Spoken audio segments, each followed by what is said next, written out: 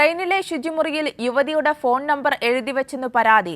Mobile ഫോണിലേക്ക് അശ്ലീല മെസ്സേജുകളും phone കോളുകളും വന്ന പൊറുതിമുട്ടിയാണ് മലപ്പുറം വളാഞ്ചേരി സ്വദേശിനി പോലീസിൽ പരാതി നൽകിയത്.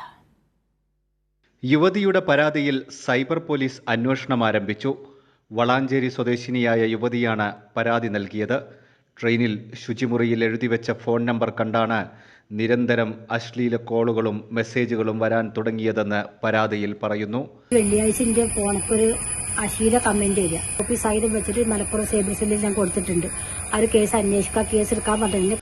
ആദ്യം കാര്യമാക്കിയില്ലെങ്കിലും ശല്യമേറിയതോടെ സൈബർ പോലീസിൽ പരാതി നൽകുകയായിരുന്നു. രാത്രിയും പകലും ഭേദമില്ലാതെ അശ്ലീല മെസ്സേജുകൾ വന്നുകൊണ്ടിരുന്നു. ഒരു യാത്രക്കാരനാണ് നമ്പർ ട്രെയിനിലെ ശുചിമുറിയിൽ എഴുതിവെച്ചിട്ടുണ്ടെന്നറിയിച്ചത്.